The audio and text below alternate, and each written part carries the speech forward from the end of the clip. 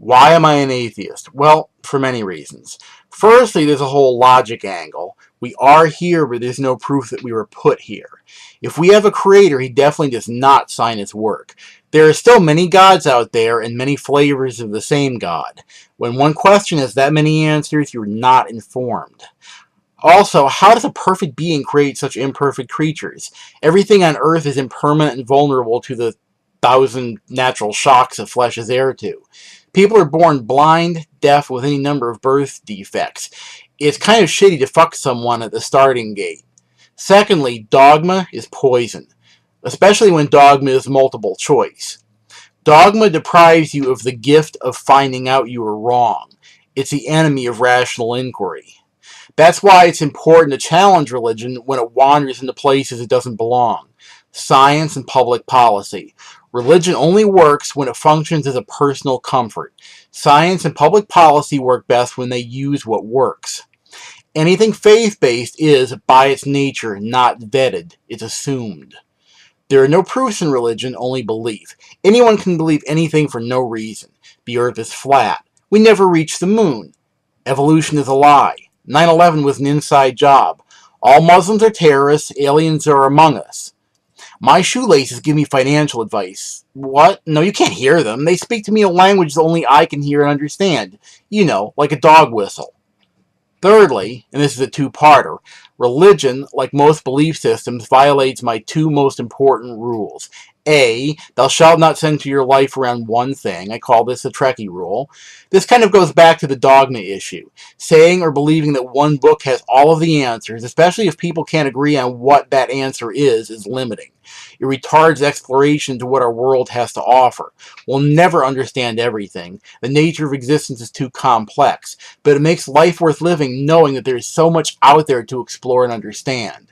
B, thou shalt not take over the world. The Dr. Doom rule. If your goal is to convert everyone into what you are for their own good, it's a height of arrogance. You assume that what you believe is so fantastic that everyone should do exactly as you do. Seriously, you're a prick and I have no use for you. Not only are you limiting your worldview, but you want to put the same horse blinders on everyone else. That's why I have a distaste for any religion, whether it's godded or godless. But I would never eliminate religion from the world. I look at religion as a hobby or a vice. It can provide distraction and comfort during your slow march to oblivion. It can give a sense of fellowship and community. It can get expensive if you let it. It can take over your life if you let it. People who drink too much, smoke too much, fuck too much, church too much, or even collect too much should own their vice and accept it for what it is. A way to get through your day. Everyone's comforted by different things. Don't let it consume you. This isn't dogma, just some kindly advice. And finally comes the us versus them rule. People need a paper enemy to make them feel better about their own hobby or vice. People boost their own ego by denigrating someone else. Dumbing down reality makes it easier for some people to handle. That's why baby food is a paste. It's easier to swallow. It's not just religion, though. People get in fistfights over football teams. As you're watching this, there are people arguing over which is better, Xbox or PS3. They quote sales stats, exclusive games, and all sorts of other bullshit to make their case. It's not a religion. It's a consumer good. Put in your disc, grab your controller, play your game, and shut the fuck up. Now, all of the above is a skeleton for the human psyche. It seems to be an integral part of our psyche to dominate the world, eliminate the outsider, and create one system. It's like a template or a skeleton that you can graft any belief structure on.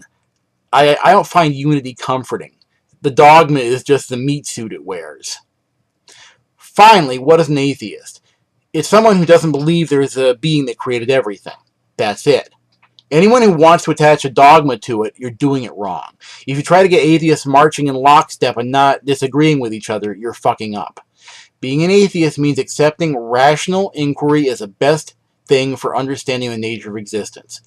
This will invite debate. Rational debate is good. Fact-based debate is healthy. Look at it as a natural selection of ideas.